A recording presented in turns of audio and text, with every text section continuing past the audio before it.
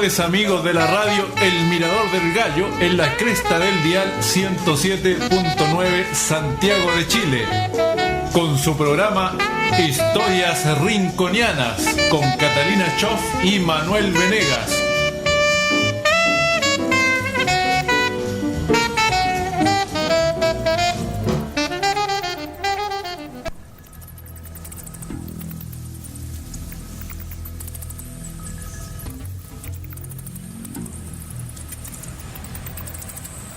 Buenas tardes, estimados amigos de Radio El Mirador del Gallo, por el 107.9 FM para todo Santiago de Chile y el mundo, con su programa amigo enigmático, criminal, mitos y leyendas. Historias rinconianas todos los días lunes a eso de las 3 de la tarde por Radio El Mirador del Gallo con Catalina Choff y Manuel Venegas. Capítulo 63 dedicado a los gigantes y además a ciertas razas extintas en estos territorios ya olvidados de Sudamérica.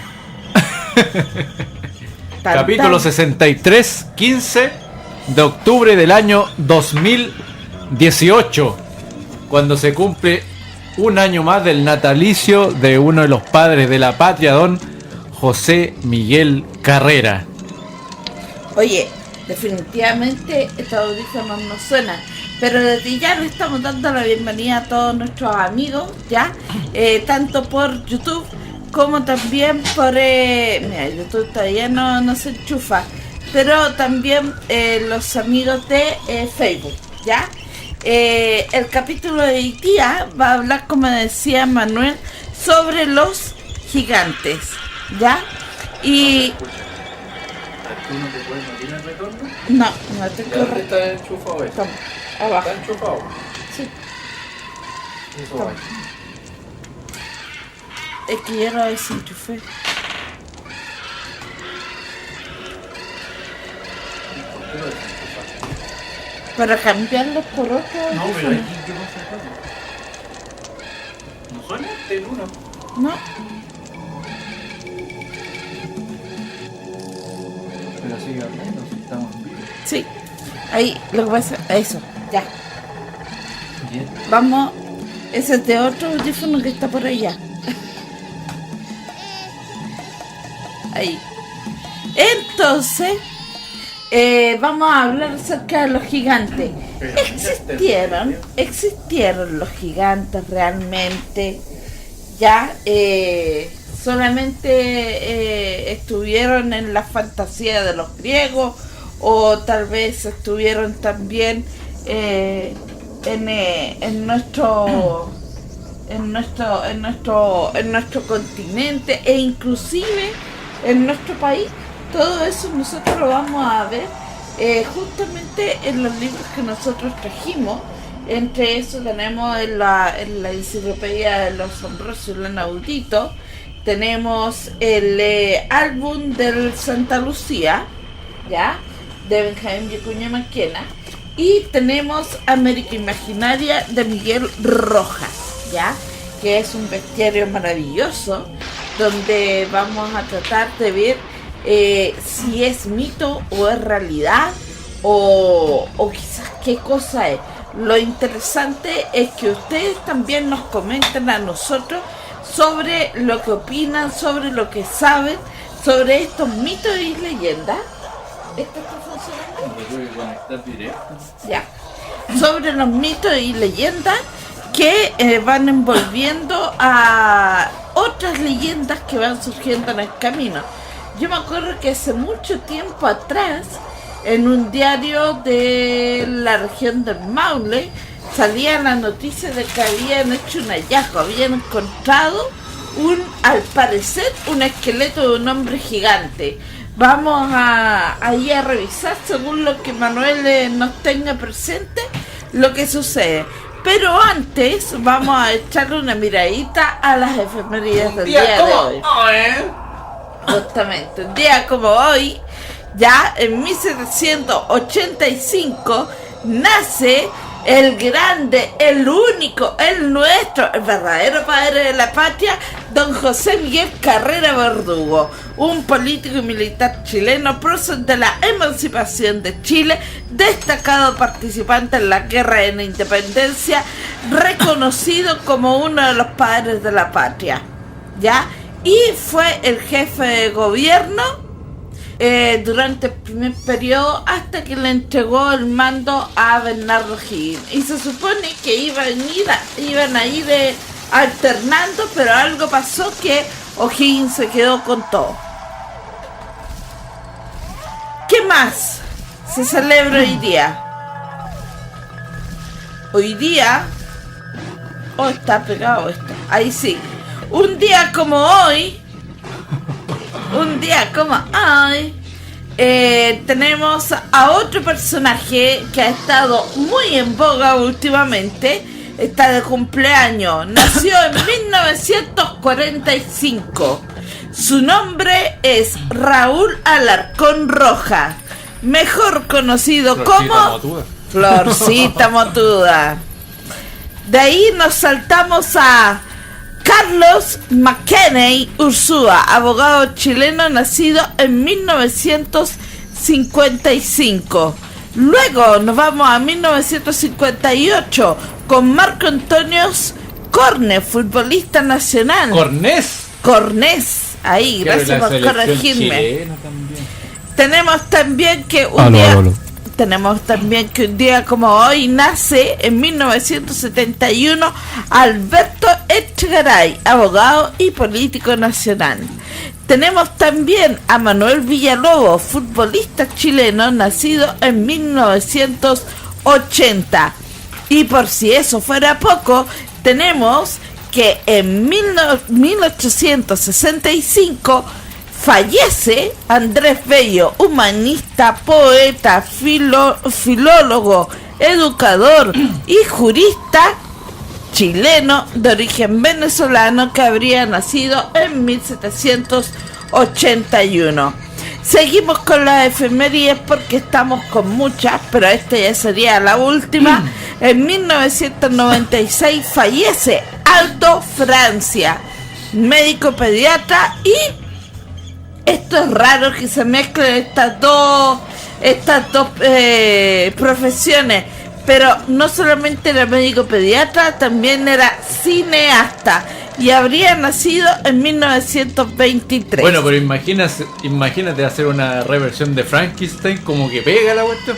Todo lo que tenga que ver con muertos vivientes y cosas raras. Oye, este caballero es considerado... Este caballero no es cualquier caballero, es considerado uno de los pioneros del cine moderno en Chile. Así que vamos recordando esa fecha y también vamos recordando las celebraciones de un día como hoy. Como por ejemplo, un día como hoy, el Día Internacional de las Mujeres Rurales. El Día Mundial del Lavado de Manos. Todos lávense las manitos hoy día, chiquillos. Y el Día Internacional del Duelo por Muerte Gestacional y Perinatal. En Brasil es el Día del Profesor y en Túnez es el Día de la Evacuación. ¡Qué fome! Santoral Santa Teresa de Jesús. ¡Oh, Santa Teresa de Jesús! Esa mujer veía, levitaba, veía cosas, una cuestión. Sí.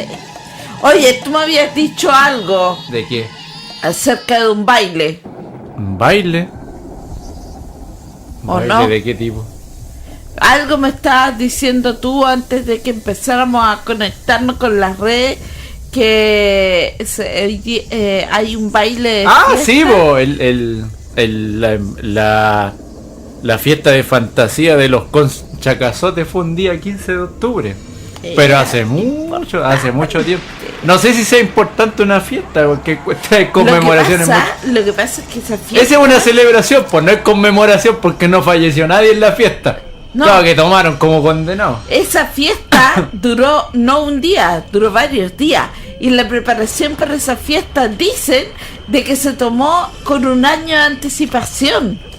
Dicen de que si uno hace un comparativo de los gastos que se hicieron para esa fiesta en comparación con los gastos de el evento más caro que se haya realizado en los últimos tiempos, aún queda bajo el presupuesto gastado cuando se recibió Obama. Sigue siendo uno de los gastos más grandes que se ha hecho en la historia, la fiesta de los conchacazotes. Y ahí por ahí nosotros siempre lo relatamos, pero hay un profesor, Alejandro Venegas, que dice que mientras la mitad de la población estaba pasando hambre, la otra la mitad de la población estaba tirando la casa por la ventana, literalmente. Una situación bastante, no sé si bizarra, no sé si loca, pero así como el baile fue homenajeado, también recibió grandes críticas. Sea como sea, pasó a la historia y hasta el día de hoy se recuerda, y de hecho el barrio Concha y Toro va a ser una fiesta de máscara. Lo que pasa es que todos los años se hace eso. Todos los años. A propósito de esta magna fiesta que se celebró hace hoy día también años tienen atrás. varias, o sea, en Barrio Concha y Toro no para, po. Todos los días hay algo que ver. Es cosa de que usted entre a la cafetería Concha y Toro 42 y usted va a preguntar qué es lo que se viene, y ahí le van a dar todos los datos y el anecdotario del barrio. Nosotros vamos a hacer nuevamente el recorrido mitos y leyendas de Barrio Concha y Toro el día 18 de noviembre, domingo, para el fin de semana que se hace la Feria del Libro Antigua. A propósito de eso y aprovechando que tenemos varios amigos conectados, ¿cuáles son las actividades que se nos vienen, Manuel? Pero me tengo que conectar. ¿Cuáles serían las actividades que se me nos vienen? Me tengo que conectar. Me estoy conectando.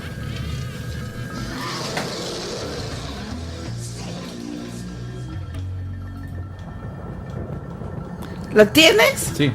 Cementerios coloniales, domingo 21 de octubre, 17 horas. A la salida de Metro Universidad Católica, salida al GAM, o la salida que da a la Feria de Antigüedades, que es una feria muy linda donde se vende todo. Pero el sábado es los misterios y enigmas de las iglesias de Santiago, la versión nueva, más detallada, en donde si usted pregunta sobre como la Legión del Mérito, si estuvo el Santo Grial en Chile, o si hubo unas pinturas que en algún tiempo se perdieron y después llegaron al lugar donde se habían creado por primera vez, cuáles son las coordenadas para llegar a conocer los restos de la verdadera cruz, en dónde descansan los huesos santos, existen o existieron esos aceites y pócimas milagrosas para sanar a los enfermos, perteneció el Cristo de Mayo a la Quintrala, el misterio de las puertas de la catedral que dicen que fueron creadas por los Rosacruces, por ejemplo, que me llegó un dato por ahí de un caballero. ¿En serio? Sí. El señor Víctor dijo, habló unas cosas ahí de los Rosacruces. ¿Cuáles? Bueno, y eso, muchas cosas. ¿Qué más tenemos, Manuel? El enigma del gran pecador, por ejemplo. ¿Quién era el gran pecador? ¿Fue hijo de Carlos de Austria, por ejemplo? O sea, el hijo de Felipe II, que lo mandó a morir en los calabozos del reinado, justamente porque creía que le iba a quitar a su señora cuando él era pequeño. Bueno, antiguamente pasaban muchas cosas así. Vaya usted revisando libros y viendo películas nomás. Y también está la invitación a Halloween, tardes de cine especial, clásicos del terror, en la Plaza del Bolsillo El Farol de Barrio Concha y Toro. Eso se va a realizar el jueves 1 y el viernes 2, que son los 2 días feriados. Y las películas que se van a dar son Frankenstein, la novia de Frankenstein, El monstruo de la Laguna Negra y El hombre lobo. De sus versiones originales se va a proyectar ahí en la Plaza de Bolsillo. Y se vienen muchos eventos más, Catalina. Ya. Casos de maleficio, el recorrido cementerio general, que ya está totalmente agotado. No sabemos a dónde va a llegar más gente.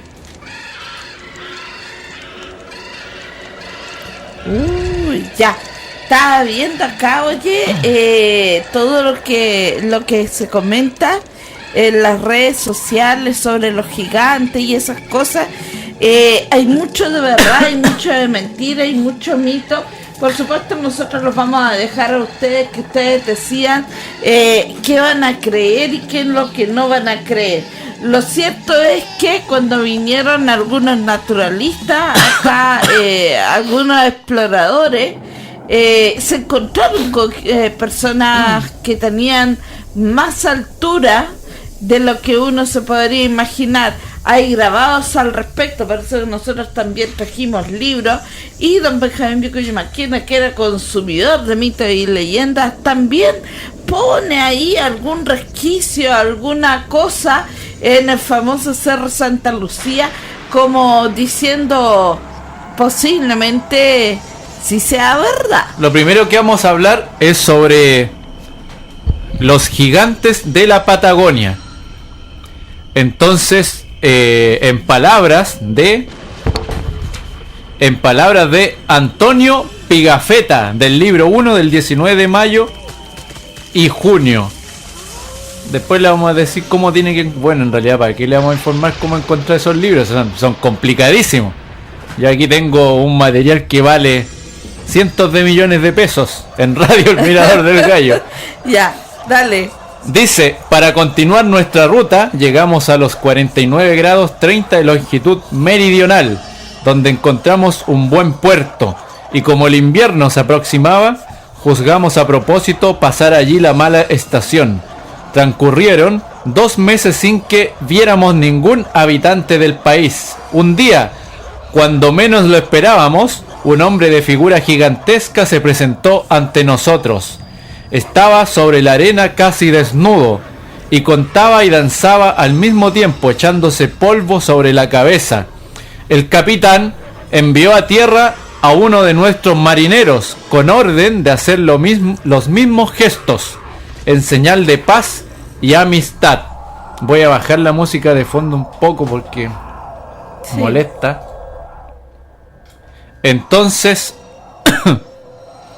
El capitán envió a tierra a uno de nuestros marineros, con orden de hacer los mismos gestos, en señal de paz y amistad, lo que fue muy bien comprendido por el gigante, quien se dejó conducir a una isleta donde el capitán había bajado.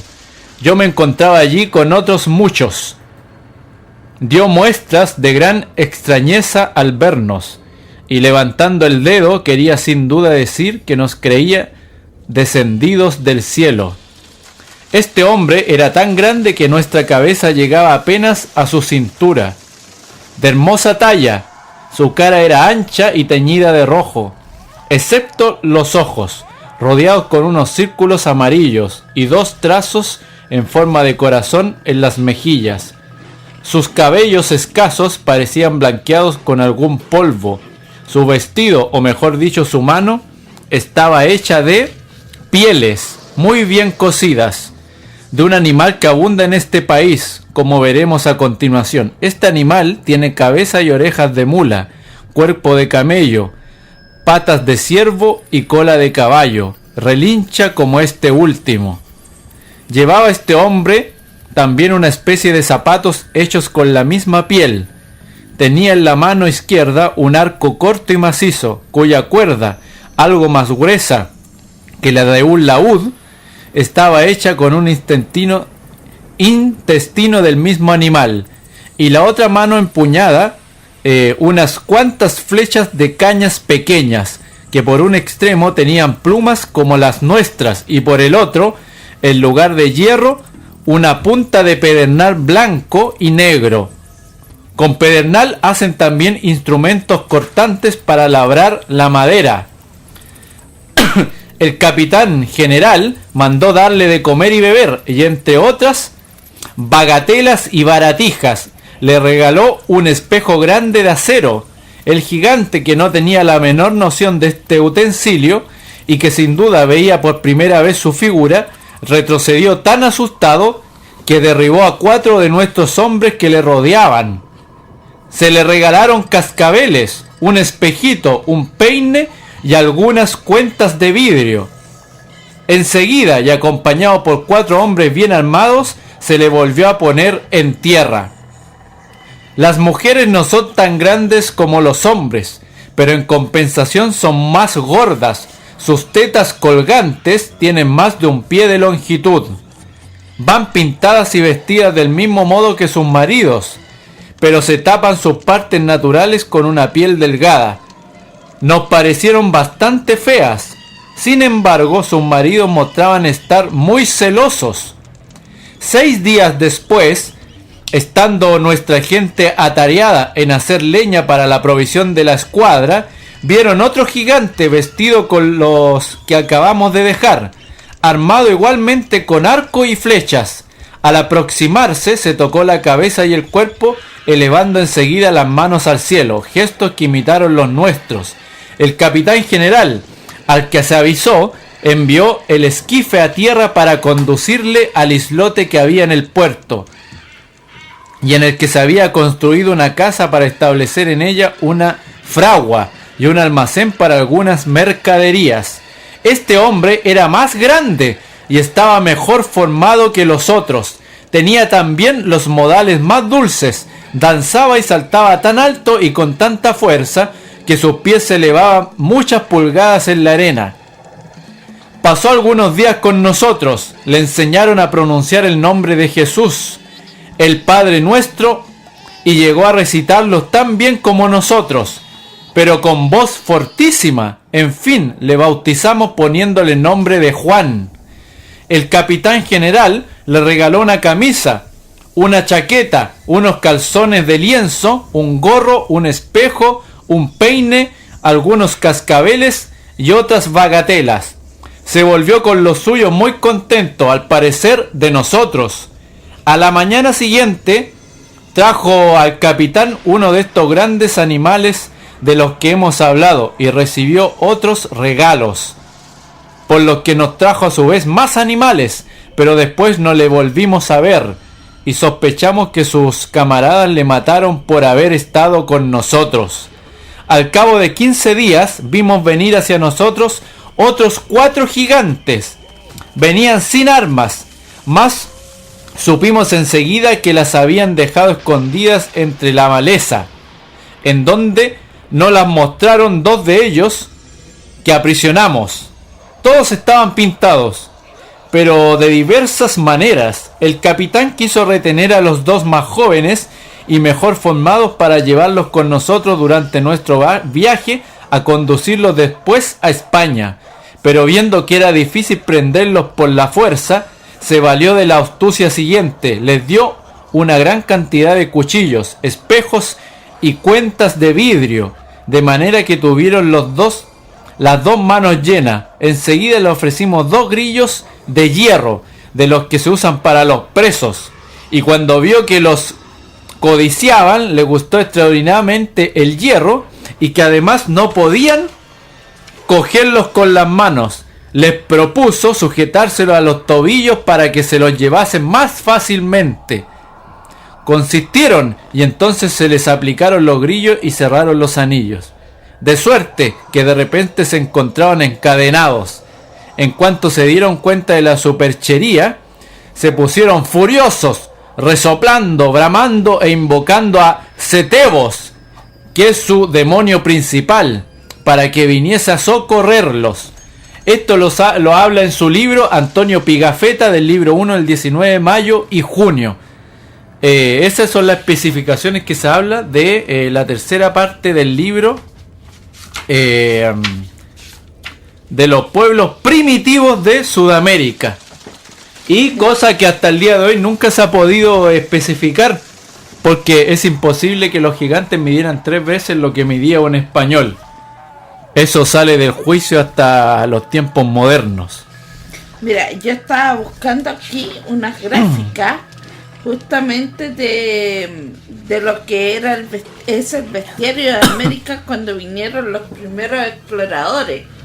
Hola, Carlos Sotomayor, ¿cómo estás? Constanza Pilar Silva dice: qué excelente tema. Justamente estaba buscando la presencia de gigantes en la mitología chilena. De hecho, yo te voy a mostrar más adelante, aquí en el libro que tengo, las gráficas de Don Pernetti, que él hace unas gráficas de gigantes hacia el lado de la Patagonia. ¿Ya? Estoy buscándolo por acá, porque tengo que buscar una gráfica en que se note bien la diferencia entre un español y los gigantes que había. Según Antonio Pigafetta, que uno de los que venían en esos barcos, él dice que medían 3 veces más, imagínese. Sí. Enorme. Mira, enorme. Acá, por ejemplo, hay una gráfica, eso lo voy a mostrar acá. Ahí está los españoles, que se ven chiquititos, y las mujeres y hombres al fondo, que son enormes. ¿Ya? Esto es la zona de en la cercanía del Amazonas. Bueno, pero ahí mira, ustedes tienen que buscar 49 grados 30 de latitud meridional, de ahí donde se saca esta información. Ustedes van a Google Maps y colocan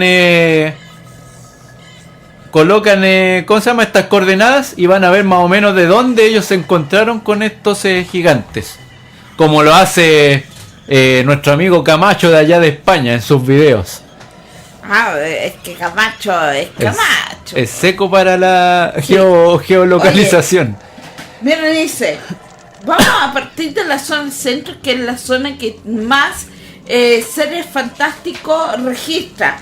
Vamos a hablar de seres fantásticos porque así es como lo explicita, lo pone explícito en el libro, ¿ya?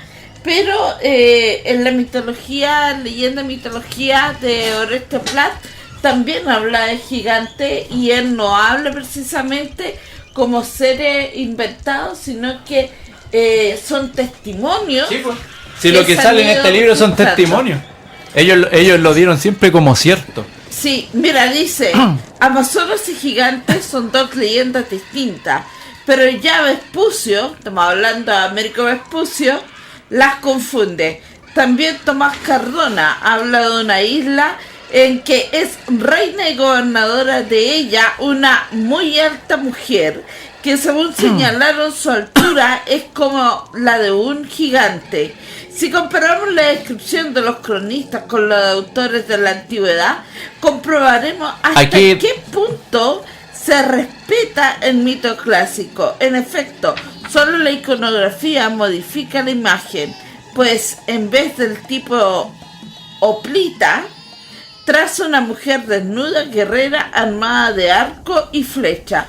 A través de la desnudez se reconoce el americano, por ejemplo. El celo en verificar los clásicos es este texto de Pedro Martí, que dice: es fama que existen otras islas de mujeres violadas, las cuales se cercenaban los pechos desde niña a fin de poder ejercitarse con mayor agilidad en el arte de asaetar, y en las que acuden hombres para poseerla, sin que ellas críen los niños varones.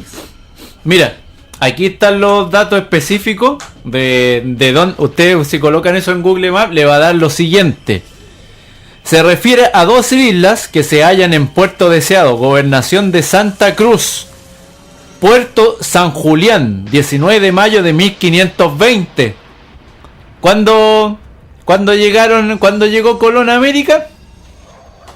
Menos por esa fecha. Los patagones, que de estos indios se trata, usaban un gran manto de pieles cocidas, quillango, que dejaban caer en los combates, permaneciendo completamente desnudos. Y usted debe buscar el siguiente libro, no me pregunta a mí porque en internet tampoco es fácil buscar esto, porque son libros prácticamente sagrados. Armando Vivante, la leyenda de los gigantes patagones, en Argentina Austral, año 14, número 136 de Buenos Aires. La estatura real de estos indios era aproximadamente de 1,80 m según él, pero según los españoles medían alrededor de 2,50 m. Hay una gran diferencia entre lo que dice un personaje y lo que dice el otro.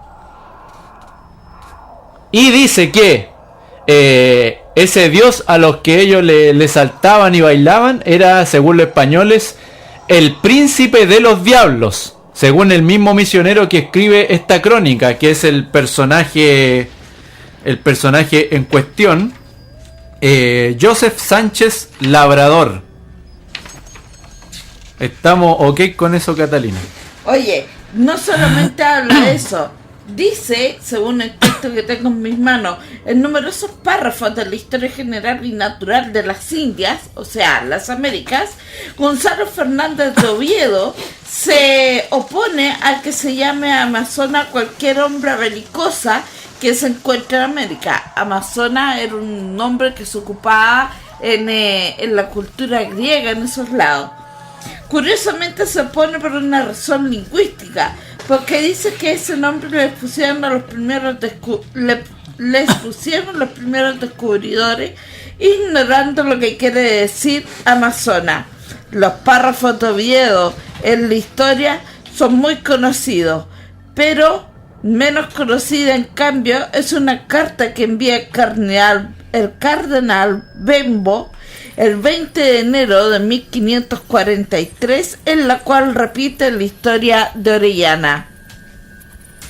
Aprovecho de mandarle un saludo a Javi Galás, que ahí está conectada, mandándole su saludo. La carta dice así: en cierta parte oyeron una batalla muy reñida, y los capitanes eran mujeres flecheras, que estaban allí por gobernadores, a los cuales nuestros españoles llamaron amazonas, sin saber por qué, y como el sumo pontífice de Roma mejor sabe, este nombre, según Justino, se le da por falta de la teta que se queman ellas, que se dijeron amazona. ¿Qué estáis leyendo, español antiguo? Sí, estoy traduciéndolo. X, Y y todo eso. Sí, exacto.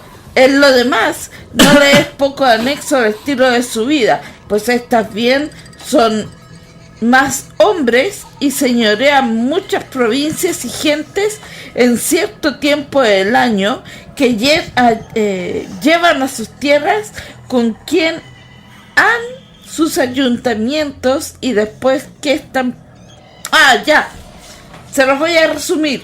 Que ellas bajaban a las aldeas, aquí está dando a entender que ellas bajaban a las aldeas solamente para reproducirse, ¿ya? Pero cuando se nacían varones, ellos desechaban esos hijos varones y se quedaban solamente con las mujeres, y eso les llamaba mucho la atención a los primeros exploradores. Siempre aparecían solos, en todos los... aparecían solos. Dice, las noticias sobre estas mujeres salvajes se acumulan. En 1518, Giralba creyó haber encontrado una torre habitada por ellas en el Yucatán. Diego Velázquez pone también en guardia a Hernán Cortés en las ordenanzas del 23 de octubre de 1518 contra estas mujeres que habitan en la región que van a conquistar. Y el propio Cortés, en la cuarta carta de relación al emperador Carlos V, el día 15 de octubre de 1524, le habla de la relación de Cristóbal de Olid, uno de los señores de la provincia del Cihuatán, que afirmaba mucho haber en la isla toda poblada de mujeres sin varón alguno, y que éstas tenían la característica de ser de gran altura. Fernando Colón escribe además en vida del almirante que en las islas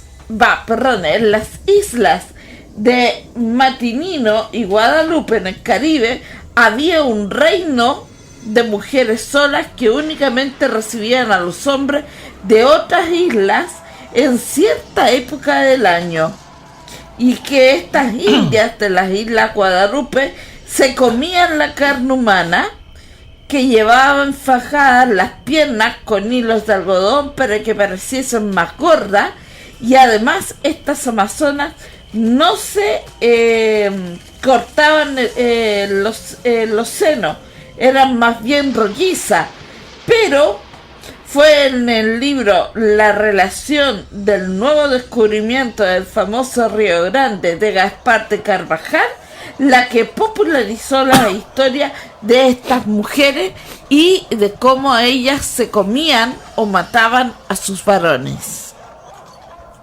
Ahí yo un saludo a Joseph Sánchez Labrador, que está también. Estimado, tenemos que avisar de que hay 500 inscritos para ir el día 28 de octubre al recorrido del cementerio general. El recorrido es de día. Si usted está viendo 12 horas es de día, porque si no diría 24 horas.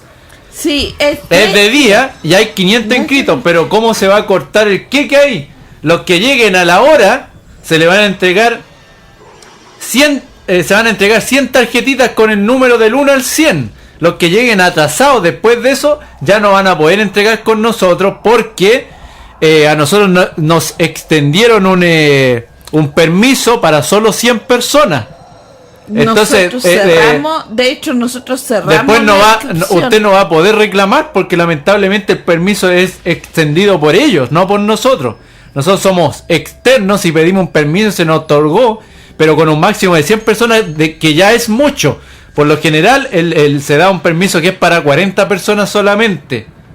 Por lo tanto es por eso que siguen llegando mensajes por interno, pero no podemos hacer más. Usted puede ir directamente y contratar los servicios de ellos, que son recorridos nocturnos, y hace el recorrido nocturno, pero este es de día y tiene relación más con historia de simbolismo sagrado, ¿ok? Como está especificado, fúnebre. Necrópolis bestiaria. Oye, acá yo les voy a mostrar otra imagen que tiene que ver con algo ya más cercano a nuestras tierras, a lo que es la Patagonia chilena. Ya, ahí está un patagón al lado de un personaje europeo, y la diferencia de tamaño también es considerable. Manuel, ¿qué más tienes que contarnos?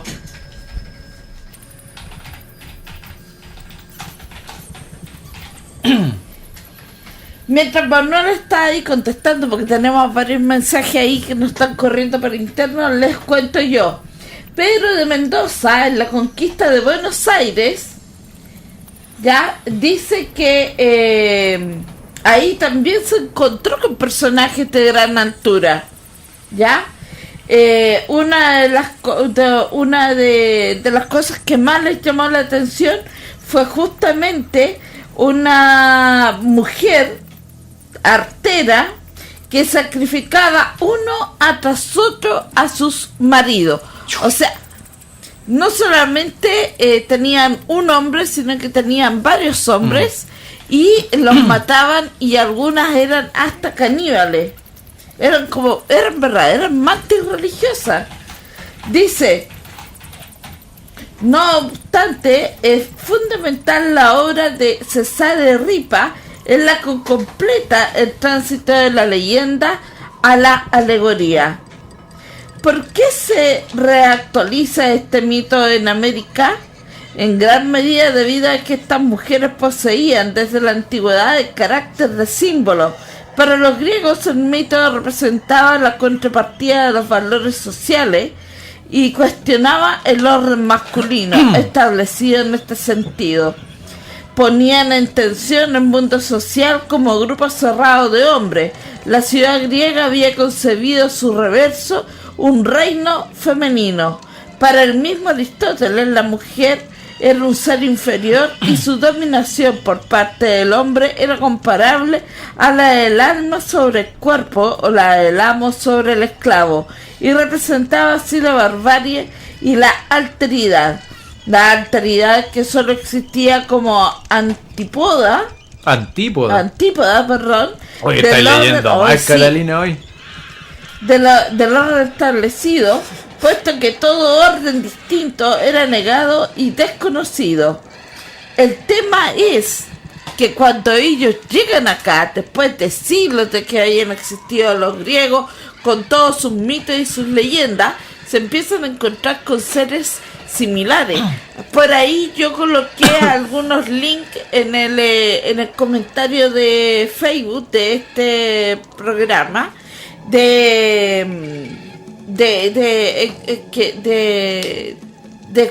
arqueólogos que han encontrado osamentas gigantes. Es raro esa cuestión. Algunos han dicho que no, que corresponden a animales gigantes de las épocas pasadas, pero otros dicen que no, que están tratando de cubrir la historia y que serían vértebras o caderas o fémur de personas, de humanos que eran gigantes. O sea, en realidad no son humanos, son humanoides.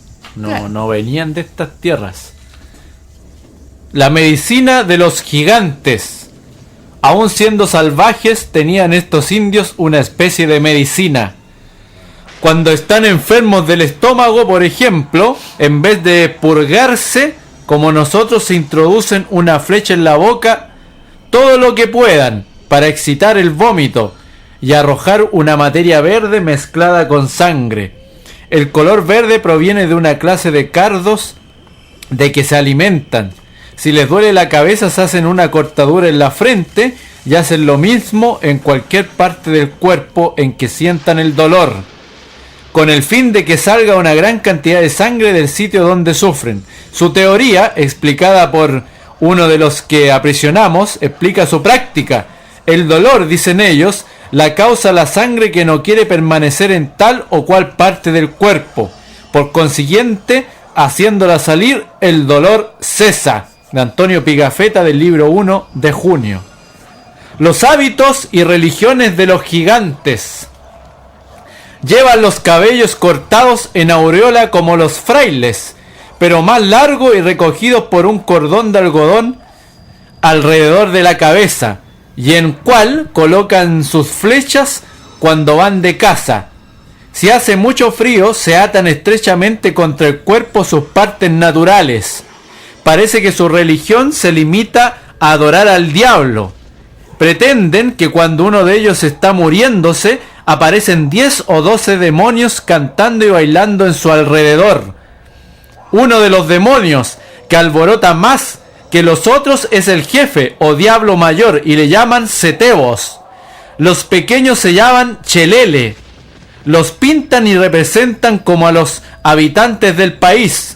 Nuestro gigante pretendía haber visto una vez un demonio con cuernos y pelos tan largos que le cubrían los pies y que arrojaba llamas por la boca y por detrás. Estos pueblos se visten, como ya he dicho, con la piel de un animal, y con esta piel cubren también sus chozas, que transportan aquí y allá, donde más le conviene, no teniendo punto de residencia fijo, estableciéndose como los bohemios, tan pronto en un sitio como en el otro. Se mantienen ordinariamente de carne cruda y de una raíz dulce que llaman capac. Son muy glotones. Los dos que cogimos se comían cada uno un cesto de bizcochos por día y se bebían medio cubo de agua de un trago. Devoraban las ratas crudas sin desollarlas. Nuestro capitán llamó a este pueblo los Patagonios. Antonio Pigafetta, libro 1, junio y julio. Y luego de eso,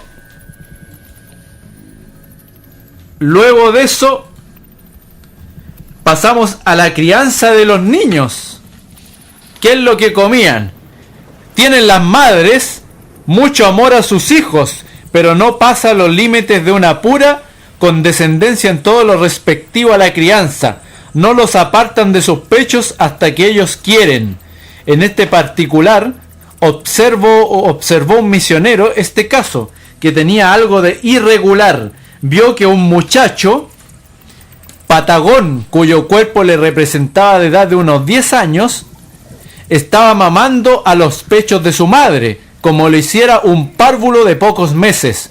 Tomaba aquel materno néctar con tanta ansia que parecía que no tenía apetencia de otro sustento. Sin embargo, violé el mismo misionero que comía de muy buena gana grandes asados de carne de potrillo que se saboreaban.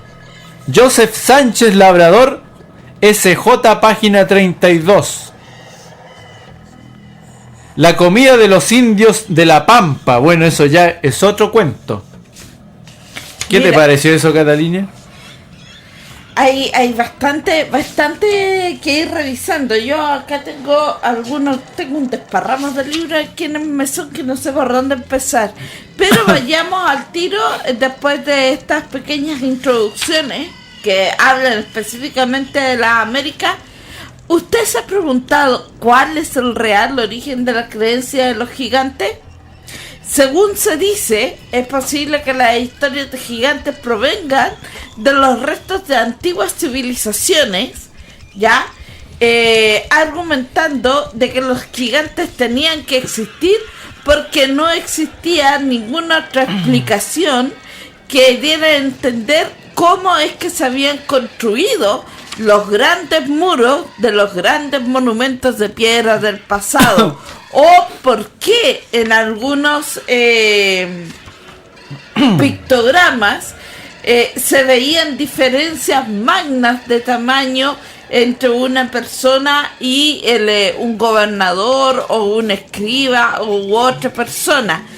Muchos decían de que no, eso era para hacer notar el rango de nobleza, el rango de autoridad sobre el pueblo, y por eso que el pueblo se veía chiquitito. Pero hay otros que insisten en que no, que eso se refiere justamente a que los hombres, la raza de los hombres, fue gobernada en un momento por estos gigantes. Ya hay varios poemas del pasado que hablan acerca de esto, que van proporcionando, como por ejemplo los poemas que también incluyen a personajes como los cíclopes, ¿ya? De estos muchos de los supuestos cráneos de cíclopes fueron encontrados en Sicilia, pero después definieron de que estos cráneos no eran precisamente de cíclopes, sino que eran cráneos de elefante, que por su configuración ósea pareciera que tuvieran un solo ojo, pero en realidad no era así. Mire. Sin embargo, siempre quedó la duda. Eso que está ahí es un cráneo modificado. Nos dicen que era natural, pero después, bueno, te ves cómo son las... ¿cómo se llama esta palabra tan particular? Conspiraciones. Decían otra cosa. Y las otras son las indias del Chaco las que están al lado. Bueno, hay unas descripciones de unos personajes que eran altos, pero más que altos eran cabezudos. Sí, pues. ¿Ya? Que de hecho está aquí sale especificado, pero no lo vamos a... Son de la parte del Amazonas. Mira, y no solamente del Amazonas, porque dice que los gigantes y los cabezudos son una tradición popular celebrada en muchas fiestas locales de Europa Occidental y, bueno, por supuesto, América Latina.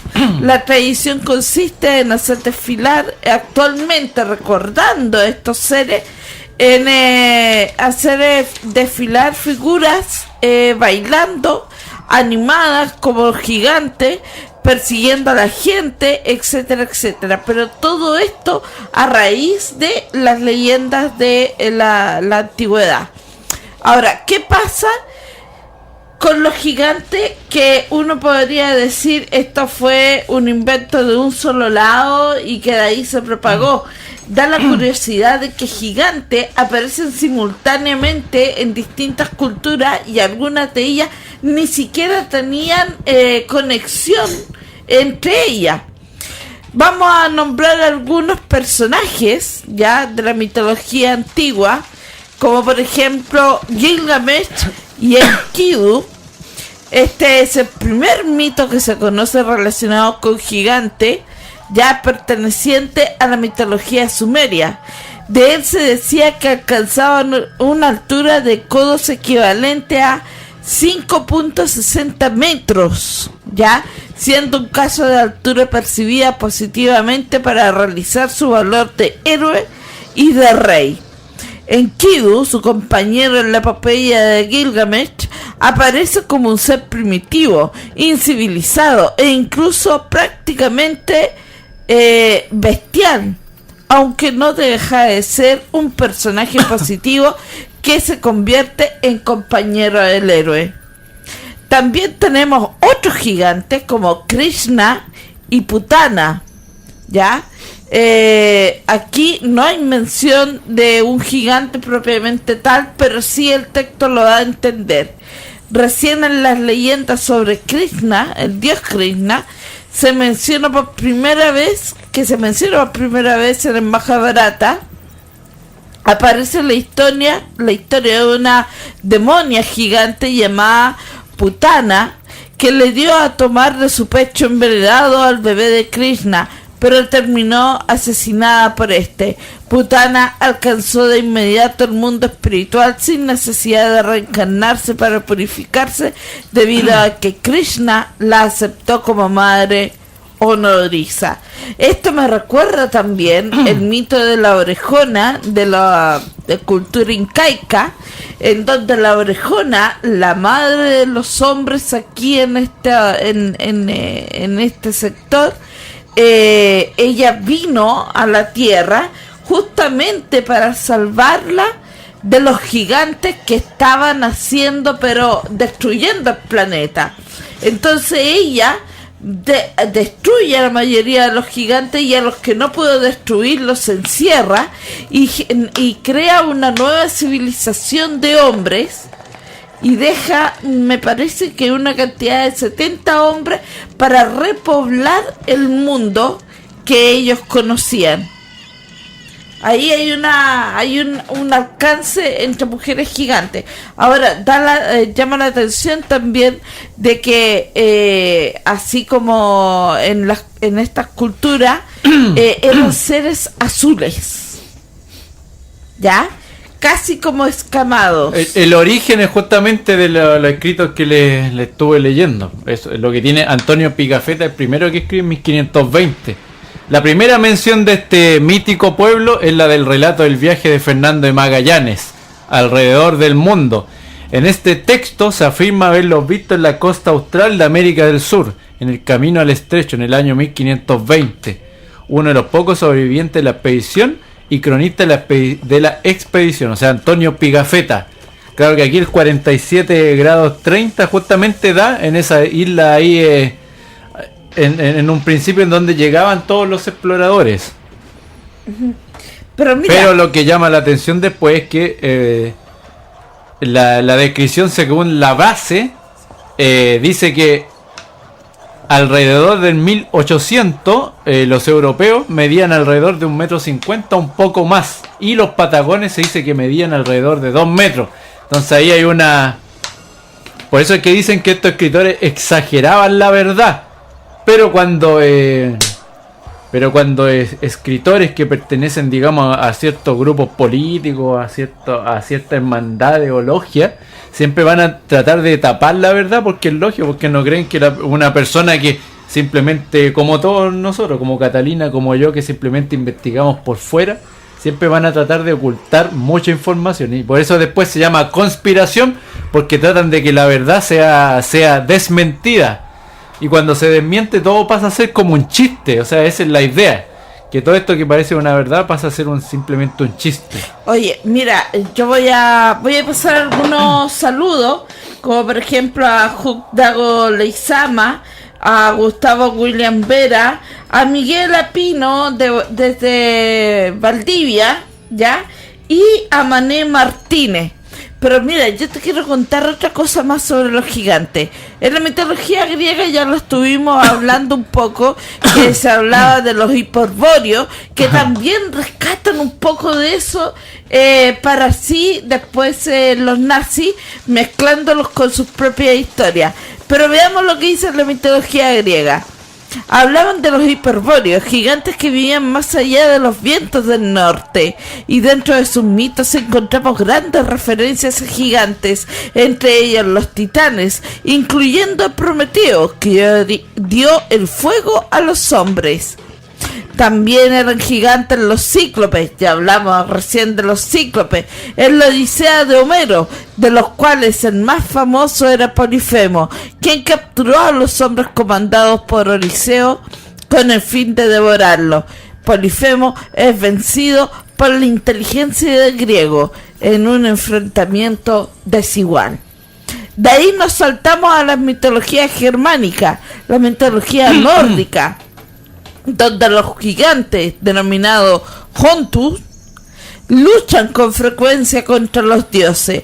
En particular en las mitologías del norte de Europa derivadas del culto de Odín, aparecen los gigantes de hielo, en eterna lucha contra los Ases. Los propios Ases derivan de la unión de la giganta Vestra y el dios Bor, y la apocalíptica batalla final del Ragnarok. Los gigantes de hielo asaltan Asgard, hogar de los dioses, y provocan el fin del mundo. En la forma más elaborada de esta mitología recogida en prosa y poesía de Edda, los gigantes son el origen de la mayoría de los monstruos de la mitología nórdica. Por ejemplo, el lobo Fenrir, aunque en ocasiones se relaciona de forma más amigable con los Ases. El padre de los Hontus fue Ymir, el primer ser viviente que existió de acuerdo con el mito de la creación de la mitología nórdica. Los demás gigantes nacieron de su sudor. Las historias de combates con los gigantes son comunes en el folclore de Gales e Irlanda, y desde ahí los gigantes pasaron a los romanceros, bretones y artúricos. Y estas fuentes se divulgaron en los cuentos y etcétera, etcétera, etcétera, etcétera, hasta llegar a la deformación que son los ogros y los troles. Después viene la cultura hebrea, y la cultura hebrea los va mezclando en la Biblia. Y en la Biblia hay varios pasajes. Aaron Choque, en la Biblia también habla, sí, de ahí estamos llegando en este preciso momento. Hablan de varios poblados que existieron, que eran de gigantes, pero ya con el rey David venían con lo último que quedaban de los gigantes existentes, que sería, por ejemplo, Goliat. Dice: la Biblia hebrea recoge la existencia de la raza de gigantes llamada Nephilim. En el Génesis afirma que habían gigantes en la tierra en aquellos días. También después que se hallaron los hijos de Dios a las hijas de los hombres y les engendraron hijos. Estos fueron los valientes que desde la antigüedad fueron varones de renombre. En el Génesis 6, versículo 4, el gigante es una traducción del hebreo Nephilim. La tradición posterior a la Biblia sostiene que Nemrud era miembro de esta raza. En la Biblia, donde se puede encontrar con mayor cantidad de referencias son, en el que yo les nombré, Génesis 6, versículo 4, en Deuteronomio 2, versículo 10, el 3, versículo 11 y hasta el 18, en Josué 12:4, en el 13:12, en el 15:8 y segunda de Samuel 21:16. También hay que mencionar Primera de Crónicas 20 del 4 al 7 y el libro de Job, que es bastante cortito, que es el capítulo 16, versículo 15. Y como yo les estaba diciendo, la épica batalla de David y Goliat, que Goliat venía resentido porque ya le habían matado a un primo, si no mal recuerdo, que también era un gigante. La mitología vasca también tiene sus personajes, ¿ya?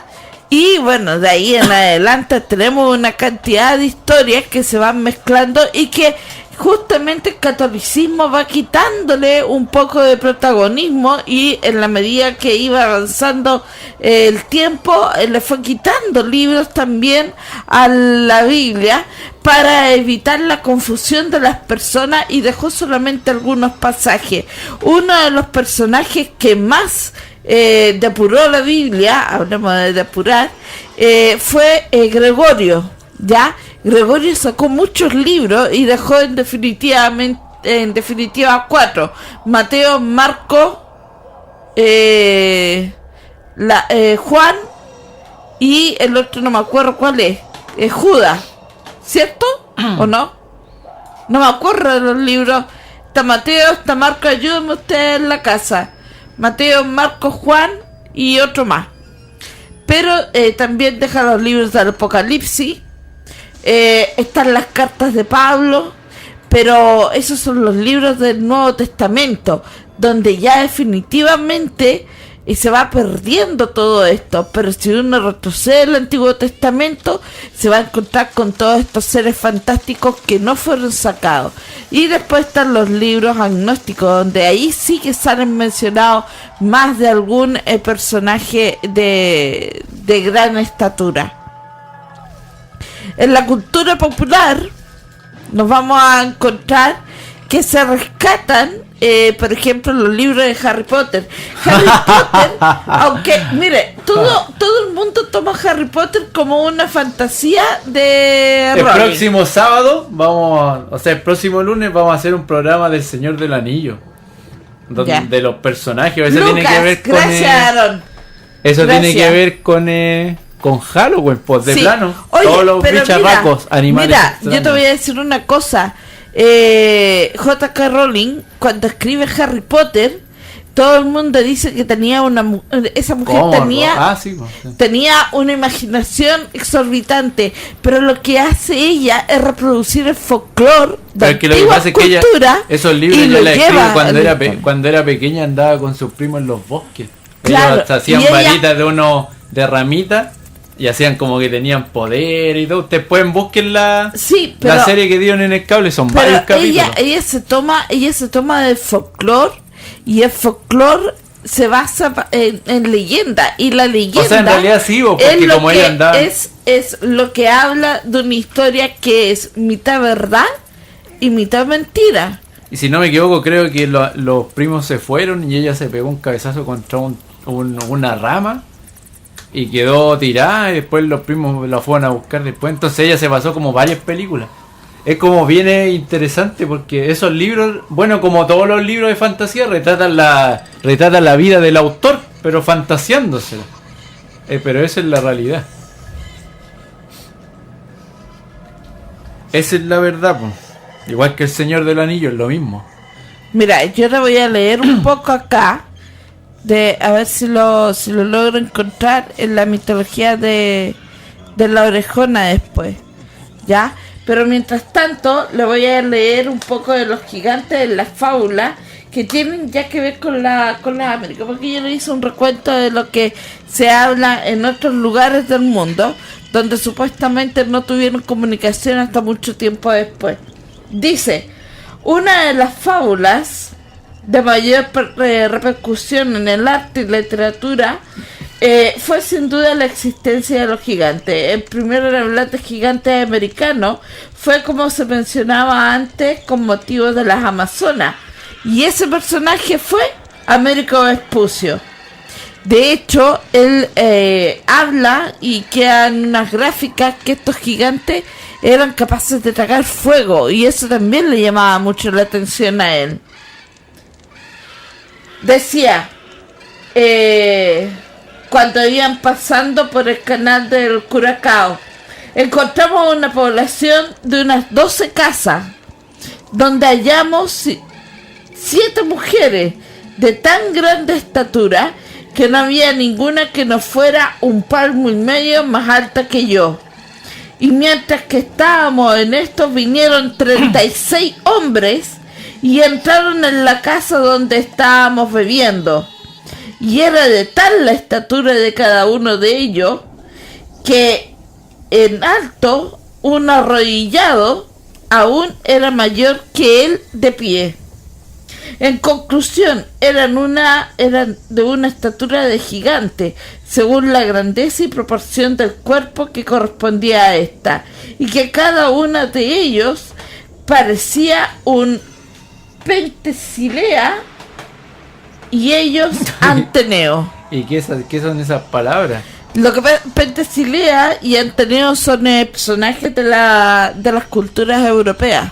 Son seres mitológicos europeos. Dice, aunque de Brie ilustra The Bride. The Bride, ya. Sí, yo he leído esos documentos. Ya. The Bride. Usted me perdonará, pero yo tengo el puro apellido de extranjera. Ya, pero soy chilena y... Lo que pasa es que todos esos personajes vinieron a Santiago en su momento. Mira, The dice... Bride, po, weón. The Bride ilustra a Florentino en la parte 10 de sus grandes viajes, la representación de gigantes americanos anteriores a las del artista holandés. Es probable que la primera sea un dibujo de Bosch, ya que se conserva en el gabinete de grabado de Dresde. Dresden. No tiene N, dice Dresde. Ah, no es alemán entonces. Resulta no, difícil el barco en pensar Dresden. que esta figura es de la época tardía del artista, es decir, de 1505-1516, y que reproduce una giganta desnuda armada de arco y flecha, Sí. que envuelve su cabeza de carne humana y no se haya inspirado en el relato de Vespucio. El sensacionalismo creció en la medida que avanzaba la conquista. De hecho, Hernán Cortés, nuevamente, envió un conjunto de huesos de presuntos gigantes a Carlos V, como cuenta Bernal Díaz del Castillo. Y dice en la carta que envía a Carlos V con estos huesos. Y dijeron los Zacatecas que les habían dicho que sus ancestros en los tiempos pasados que vivían allí, entre ellos eran hombres y mujeres muy altos de cuerpo y de grandes huesos, y para que viésemos qué tamaños y altos eran estos cuerpos, tenían huesos que les arrancaron a uno de ellos y que era muy grueso, el altor tamaño como de un hombre de razonable altura, y aquel zancarrón era desde la rodilla hasta la cadera. O sea, Carlos V no solamente se llenó de cartas, sino que también se llenó de osamentas de estos seres. Se llenó de... Hizo el cementerio de los gigantes. Tenía osamentas también, po. Hay que recordar que hace unos años atrás, hace como 10, 15 años atrás, yo me acuerdo que salió en un diario provincial de la región del Maule, Oye, esos diarios de esa zona que son copuches. Sí, encontraron unas osamentas de gigante y que después le hicieron pasar como osamentas de dinosaurios, pero no cuadraban. Y después cuando quisieron ir a revisarlas nuevamente, ya no existían. Pero que, bueno, yo siempre me he hecho la pregunta, ¿existirán logias de ese calibre como para estarlo guardando todo en Chile? ¿Te acordás que encontraron una cueva allá en Magallanes y fueron proclamadas Patrimonio Nacional? Sí. Pero no se pueden ir a ver. De hecho, O sea, tapiaron alguna de las concavidades diciendo que era peligroso. Encontraron algún artículo que por fin el pueblo nunca los pudo ver. Y estamos hablando de hace cuánto, 5 años, ¿no? Si no estamos hablando de más. Tanto se le debe tapar a la humanidad, tanto así. Porque los túneles que están aquí cerca de los que eran ocupados por los independentistas todavía no se abren al público tampoco. Y estamos hablando de historia, de una historia joven, pues, o sea, de hace 200 años nomás. Mira, pero tanto se tiene que tapar. Según este libro de América Imaginaria, ya. Bueno, pero ese libro, el autor de ese libro pasó mucho Rojas tiempo Mix, que por fin los familiares son los que dan la autorización para que se pueda publicar en América. O sea, imagínate. Dice que en este libro que había huesos y cráneos que quedaron como único recuerdo del castigo de Dios, y los españoles los encontraron junto a un diente roto que, si hubiera estado entero, habría pesado más de medio kilo. Joseph de Acosta, repite a Ciesa, cuenta que él mismo ha visto huesos y dientes como un puño de un hombre, agregando una historia de argucias dignas de Rabelais. sobre el ingenio con que los zacaltecas vencieron a los gigantes. Es el libro ese que andáis trayendo, el de Donald Lofa, donde salen esas cuevas de las que él habla, ¿no? No, estoy leyendo otro libro, que es un libro que es el son de la misma editorial, ¿no? ¿Cómo se llama? Rueder. Sí. No, pero el que yo tengo acá es otro. No, pues ese es el nuevo. No puedo... América Imaginaria es nuevo. Sí, no puedo abrirlo para mostrarle la tapa. Pero la carta dice lo siguiente, donde relata cómo los zacaltecas vencieron a los gigantes. Dice: mas fue vencida su mucha fuerza con la maña de los zacaltecas, los cuales los aseguraron y fingiendo paz con ellos, los convidaron a una gran comida y teniendo gente puesta en celada. Cuando más metidos estaban en su borrachera, hurtáronle las armas con mucha disimulación. Hecho esto, dieron de improviso con ellos, hiriéndoles y poniéndose en defensa y echando de manos sus armas, y acudieron a los bosques cercanos y echando manos a las ramas, y así les desgajaban como otros deshojaran las lechugas. Pero al fin, como los zacaltecas venían armados y en orden, desbarataron a los gigantes e hirieron en ellos sin dejar hombre a vida. Es decir, fingieron que hacían las paces. Como estos gigantes eran caníbales, les sirvieron gente como cebo, les sirvieron bebida, mientras había otro grupo de personas que le escondieron sus armas. Luego, cuando ya estaban más o menos bebidos, estaban bien entonaditos, comenzaron a atacarle. Los gigantes se levantaron, empezaron a seguirlos por la selva, pero ya en la selva ellos tenían preparadas trampas y empezaron a matarlos poco a poco. Hay que recordar también de que los mayas y los aztecas hablan mucho de las ciudades interiores, sí. ¿Ya? De ciudades que porque no todos los gigantes eran malos, habían gigantes que eran buenos. Hay un dato ahí porque y les construyeron a los hombres ciudades en el interior de la tierra para que pudieran resguardarse. El que más habla de esa cuestión de José Santos Chocano, de hecho lo nombran en La Conozca Más. Es que encontré un espastado pero enorme, no lo pude traer porque es gigante. Y la tapa le tuve que cortar los bordes porque estaban como mojados, pero por dentro se salvaron. Son como 20 Conozca Más del año 80. Y ahí nombran a José Santos Chocano porque él hablaba en el Oro de la India, que son varios, son 4 libros en realidad. Yo tengo uno nomás porque cada uno es tremendamente valioso. Estamos hablando de que con un libro podría comprar 100 libros escolares. Entonces, él habla de varios... varias civilizaciones perdidas. Pues está el reino de Ofir, que es el más conocido, pero en una de esas revistas lo nombran porque en uno de sus poemas, que son poemas largos, larguísimos, estamos hablando de poemas de 5 o 20 hojas, nombra un reino que vivía en la cordillera de los Andes, en el Alto Perú, porque obviamente él escribía sus poemas de acuerdo al español antiguo, no al español nuevo que usted conoce, o al español chileno que nadie más entiende. Y deben pasar meses acá los extranjeros para poder dar con esclavos. Pero el tema es que habla de él habla de unos extranjeros que vivían en el Alto Perú, o sea en la cordillera de los Andes, pero en lo que hoy se conoce como Bolivia. Y estos personajes, cuando se dieron cuenta que llegan los conquistadores, se escapan bajo tierra.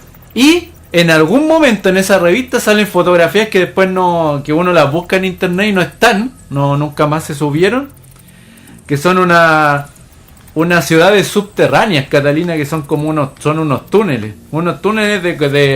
pero las paredes son de color ocre, amarillenta, pero ocre, un poquito más oscura. En donde dice que cuando llegan los conquistadores, estos personajes se van a vivir casi como al inframundo, o sea, a tierra, bajo tierra y bajo tierra, bajo tierra. O sea, imposible para la edad moderna encontrarlo a estos sujetos. Pero lo interesante es que lo que ustedes entienden por Patagonia o por gigante, que justamente aquí hay el apartado de los gigantes habla de 1590. Anthony Nivet afirma en uno de sus libros que él vio cadáveres de 12 pies, o sea de 3.7 metros, imagínate. Pero lo que hablan estos otros personajes es que ellos eran rubios, los patagones eran morenos, o sea, eran los americanos que nosotros conocemos, ¿te fijáis? Uh-huh. Lo que nosotros conocemos como boliviano, como mapuche, como pehuenches, tehuelches, bueno, todas las razas en América, ¿ya? Son morenos, ¿ya? Y de pelo negro y la mayoría tiene pelo crespito, o sea, son bien tiesecitos. Entonces, estos personajes no. Primero, medían alrededor de entre 2 y 2 metros 50, o sea, lo que mide un basquetbolista de la NBA.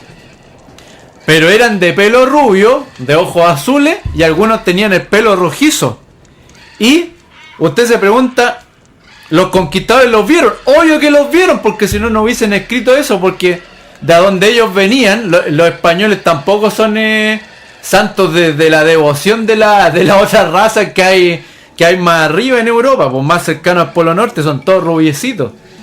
Entonces, ya, digamos que los españoles en ese tiempo medían unos 50, unos 60, eran chicos, eran como los porteños italianos, porteños de Valparaíso. Los lusos también, pues son pequeños. Pero estos personajes, que para poder llegar a la cordillera de los Andes, cuando atravesaban los montes de panameños y después se encontraban con el Pacífico, tomaban barcos nuevamente y llegaban a los puertos de lo que hoy se conoce como Ecuador, del Reino del Perú, y después el rey de España o los que estaban a cargo, que fueron varios virreyes, mandaban a algunos soldados y tenían que atravesar el Amazonas, atravesar la selva y llegar a las alturas de la cordillera de los Andes ahí en el Alto Perú. Y estos personajes los vieron según varios documentos, pero estos personajes varios se perdieron, se encontraron por el camino estos libros, que es lo más raro porque uno se acuerda al tiro de Indiana Jones y estos libros perdidos, y es verdad, po. Se encontraron con libros en donde estos personajes hablaban de ellos. Pero imagínese, usted se va a devolver si se encuentra con... Ya, pongámonos machistas, pongámonos idiotas, pero si un español, un gallo feo, flacuchento que no había que comer en esta zona y que la comida se tenía que repartir entre todos, se encuentra con mujeres rubias de 2 metros y medio y que te invitan a comer de todo, que te muestran sus joyas, qué sé yo. Enviciado. Está enviciado. Desaparecieron los gallos, pues. Dejaron sus escritos botados, puta, vámonos a vivir bajo tierra y olvidémonos de estos personajes, porque cuando lleguen, porque se fueron de boca, po. Si estos gallos llegan, yo también lo pierdo todo, pierdo esta fantasía. En Europa yo no conozco a personas así que sean tan buenos, tan delicados con la raza humana. Y al parecer no eran extraterrestres, o sea, en ningún momento dice que estos gallos escaparon en nave. Pero en esta recopilación de historias que hace Conozca Más, que es la Conozca Más antigua, la que tenía alrededor de 100 hojas, especifica que estos gallos se fueron a vivir bajo tierra, o sea, bajo la cordillera de los Andes. Y es por eso que llama atención lo que escribe después Julio Vicuña con el tema de los brujos que viven en cuevas en la cordillera de los Andes, bien al norte, nombrando también Perú, Bolivia, o bien al sur, a donde prácticamente ya termina la cordillera. Entonces... Parece que todo fuera parte de lo mismo, pero se cambian los nombres nomás. Acá yo estaba viendo que dice Matus Meriam.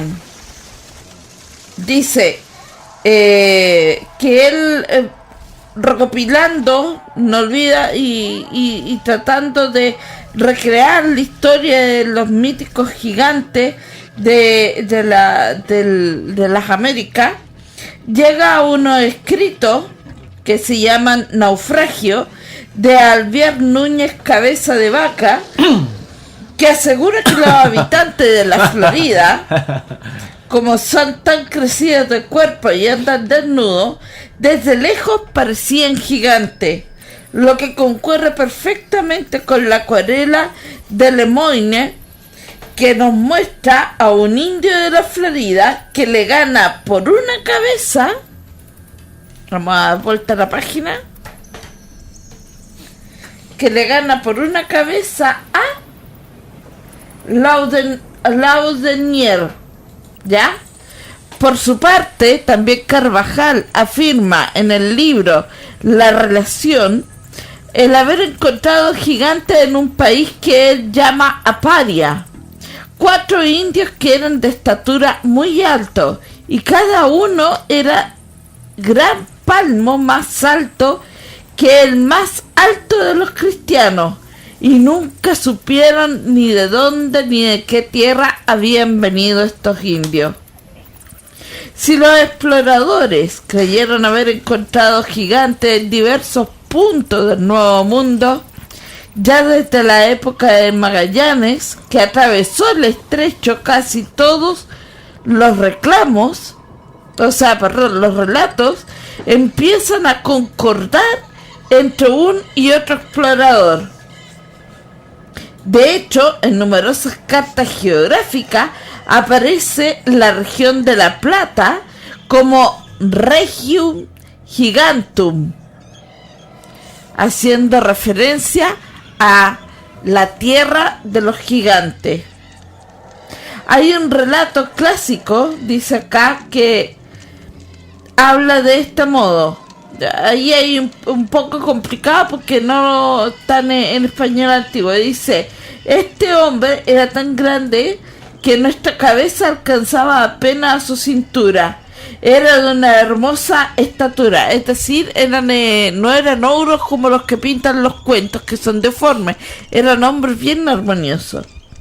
Su rostro era ancho y teñido de rojo, como lo que tú estabas ahí hablando, bello rojo, eran colorines. Sus ojos estaban rodeados de amarillo y sus mejillas tenían 2 manchas en forma de corazón. Son rosaditos como el viejito Pascuero. Sus cabellos eran muy reducidos, parecían emblanquecidos con algún polvo. Su vestido, o mejor dicho, sus capas, eran hechas de cueros de animales que abundaban en ese país. Este animal tiene la cabeza y las orejas de mula, el cuerpo de camello y las piernas de ciervo y las colas de caballo. Las capas que ellos se colocaban encima. De esta descripción sacarían los artistas después una serie de imágenes de gigantes del fueguino, e incluso para sus colores se inspiraron en ella. Es el caso de Kuiper o Grasser de Saint-Sauveur. Y qué decir del fabuloso animal que aparece en numerosos grabados y que recuerda a Rostand en el Cyrano, llamándolo elefanto camelo. Y bueno, después ahí empieza a hablar de un montón de similitudes entre cuentos y lo que se iba registrando, hasta llegar a Oviedo, que en la historia general resume la relación de Juan de Arezaga, quien, no sin un cierto sentido de humor, decidió hablar sobre este tema, afirmando con su cabeza que no llegaba a los miembros vergonzosos de estos gigantes.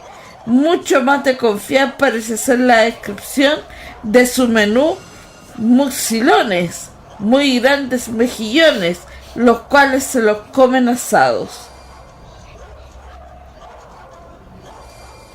En general, respecto a la historia de gigantes, se mostraban más cautos que los artistas, se mostraban mucho más cautos que los escritores, ¿ya?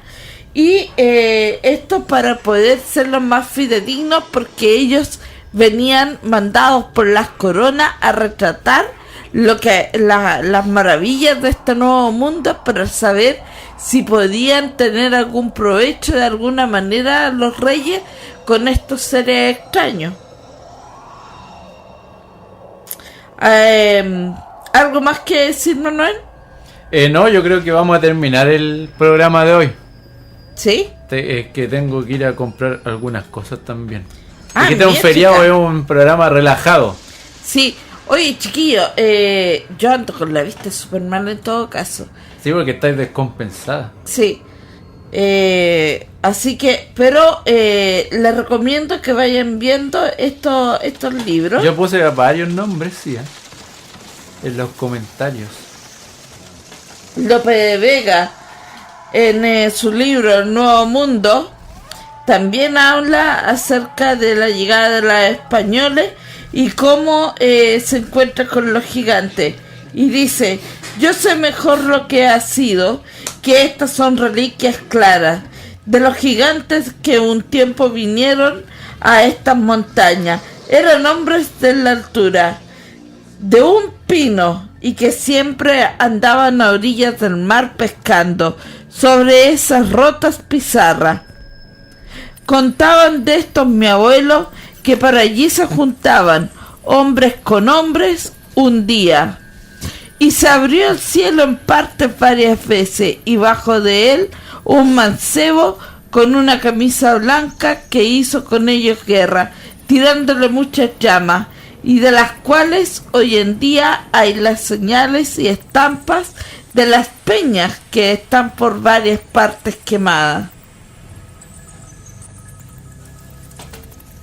Luego, bueno, está la gráfica, la típica gráfica que uno se encuentra cuando uno va al Museo de Historia Histórico Nacional, que es eso que está ahí. ¿Se alcanza? Tiene mucho simbolismo. Sí. Se los voy a mostrar aquí Complicado de descifrar. a los amigos de YouTube, ahí también. Que también pone a estos gigantes extraños, pero ya como más seres fantásticos, sí, ¿ah? Y bueno, ahí van apareciendo otros seres más adelante, con características especiales, algunos que eran con vellos en todo su cuerpo, otros que tenían particulares... tenían extremidades que eran más largas que sus propios cuerpos y cosas extrañas que después se van fantaseando, pero de que había más de una persona que dio testimonio de estos gigantes, eso quedó registrado en varios libros. Y por supuesto, quien no iba a dejar todos estos mitos afuera es nuestro querido amigo, que es nuestro guía por la ciudad a través de su historia, don Benjamín Vicuña Maquena. Y don Benjamín Vicuña Maquena, yo los voy a mostrar ahí. Ya, esta es una de las láminas. Actualmente eso no se puede ver porque está cubierto por el follaje, pero dice: después de la gruta del descanso, los sarcófagos de la muerte que están allí vecinos y que parecían los colosales féretros de la familia de gigantes que levantó del fondo de la tierra esta masa portentosa de basalto, el más considerable de estos peñones mide 7 metros y pesa más de 300 toneladas. ¿Por qué leo esto? Así como Benjamín Vicuña Maquena escribía sobre historia, y a veces la historia la ficcionaba un poco para poder vender sus libros, él también era investigador de mitos y cosas por el estilo, y él llegó a sus oídos la historia de los Nephilim. Y hay una leyenda que dicen que los Nephilim fueron encerrados en estos ataúdes de piedra. Y en estos ataúdes de piedra van a permanecer hasta el día del apocalipsis. En el día del apocalipsis, estos féretros, que están repartidos por todo el mundo, se van a abrir como se abre un ataúd y van a salir estos gigantes a tratar de recuperar la tierra que alguna vez les perteneció antes de que los hombres se apoderaran totalmente de ella. Bien, chiquillos, los vamos dejando entonces en el capítulo de hoy con esta breve narración acerca de los gigantes de las Américas y de algunas otras partes del mundo. Y nos vamos muy contentos, muy felices, porque hoy día no es un día cualquiera. Es el día en que nosotros cumplimos un año en Radio El Mirador del Gallo. Nosotros comenzamos a transmitir como Historias Rinconianas un 16 de octubre del año 2017. Ya estamos a 15 de octubre del año 2018. Es decir, mañana tenemos nuestro cumpleaños oficialmente, pero como nosotros no tenemos programa los días martes, lo celebramos con ustedes el día de hoy. Les estamos muy agradecidos por habernos seguido todo este tiempo con nuestras historias, a veces muy hiperventilados, otras veces llegamos súper cansados por la cantidad de actividades que nosotros hacemos, otras veces hemos llegado incluso hasta enfermos, pero tratamos de cumplir lo mejor que podemos con ustedes. Esperamos que las historias que nosotros les contamos les gusten, que las puedan disfrutar, que ustedes también sean parte de estos programas con sus comentarios. Si alguien quiere proponer el título, el tema para el próximo programa, háganlo, porque este es el momento, ¿ya? Les recordamos que tenemos las actividades de esta semana, que son para el día sábado 20 de octubre a las 16 horas, la explanada del Metro Universidad de Chile, salida Serrano, las iglesias de Santiago, ¿ya? Y el día siguiente, el día 21, nosotros vamos a hacer cementerios coloniales. Una observación: cuando nosotros hablamos de cementerios coloniales, no es que vayamos a entrar a un cementerio, porque la ruta se desarrolla en el casco histórico y ustedes comprenderán de que cementerio no hay en este momento, salvo las sepulturas que todavía sobreviven en el interior de la iglesia. Lo que nosotros sí les vamos a dar son los relatos, los lugares donde hubieron cementerios clandestinos u oficiales, entre comillas, para la época, ¿ya? Y también obviamente vamos a pasar por algunas iglesias donde están enterrados algunos ilustres. Bueno, mientras Manuel se ríe y yo estoy hablando cosas serias, les cuento de que el día, si ustedes no pueden acompañarnos esta semana, el sábado 27 de octubre a las 17 horas tenemos casos de maleficios, ya, y nos vamos a juntar en la Plaza Benjamín Vicuña Maquena, que está entre la Biblioteca Nacional y el Cerro Santa Lucía. Te mandan muchas felicitaciones, Aaron Choque, por sus investigaciones y compartirlas con nosotros. No, pues lo que se viene, vamos a hacer sobre los personajes del Señor del Anillo el próximo programa. Entonces así abarcamos a los duendes, a los árboles, a todos. Salen todos, a las brujas. Yo tengo todos los libros de Harry Claro, Potter. pues para que los muestres. Ya. Sí, porque yo voy Harry a traer Potter, hay un Harry español. Potter no es ficción, está basado en leyendas. Sí, es un español que escribe de dónde sale todo eso, que es muy interesante, de dónde sale lo que escribe el profesor. Así que ahí de lo que le preguntaban los alumnos, él desde chico. Hagamos una cosa.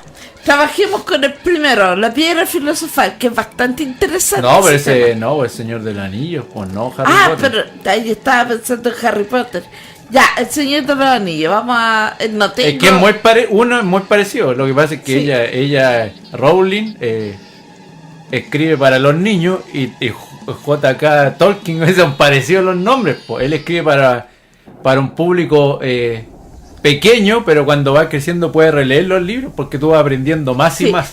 No, entonces Acuérdate no los puedo, que entonces no los puedo traer porque yo tengo solamente los de Harry Potter. Acuérdate que Harry Potter sale la defensa de los caballos en el ajedrez, ¿te acordás, no? Cuando empiezan y tienen que ganar, le están ganando a una mente superior y le ganan, po, con los caballos. Con los caballos. Y había que ganar haciendo jaque mate y no se ganaba por tiempo. Más difícil todavía hacer jaque mate. Oye, ya.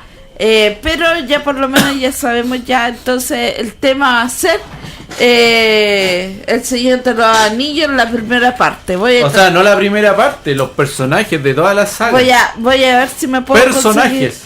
Voy a ver si me puedo conseguir ese libro porque la verdad es que yo no lo tengo. El primero, no, es que no tengo ninguno, tengo que tratar de conseguirme el primero y yo tengo los de Harry Potter. Es que tú no pasaste a la época adulta, que es El Señor de los Anillos. Qué loco este hombre. Ya. Y bueno, chiquillos, lo estamos dejando entonces. La bibliografía que ocupamos para el día de hoy fue el libro de Manuel que se llamaba... No, voy a tener que decir que ya no se puede inscribir más gente. Me llegan miles de comentarios. La bibliografía tuya era... Ahí están por los que puse en los comentarios. En los comentarios. Y a eso hay que sumarle a América Imaginaria de Miguel Rojas Mix. Hay que sumarle la referencia del álbum de Santa María, donde Benjamín Vicuña Maquena agrega los ataúdes como atractivo en su cerro, haciendo un alcance a los Nephilim. Y por supuesto el libro de lo inaudito y lo asombroso, que es el que yo tengo acá en mis manos. Acá. No les puedo mostrar la tapa porque lo tengo forrado y no me da, como tengo que romper el forro para mostrárselo, lo tengo forradito.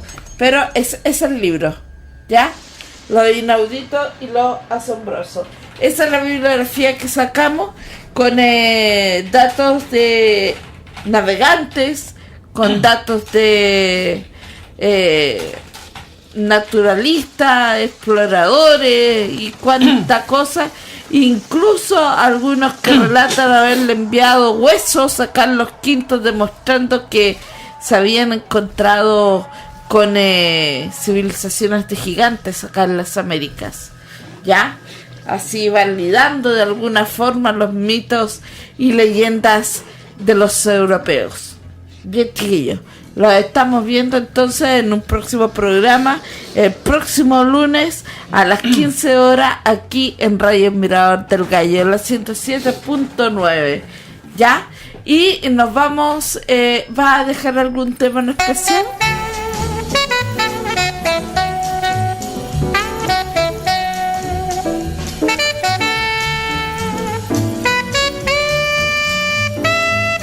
Buenas tardes, amigos de la radio El Mirador del Gallo, en la cresta del dial 107.9 Santiago de Chile, con su programa Historias Rinconianas con Catalina Choff y Manuel Venegas.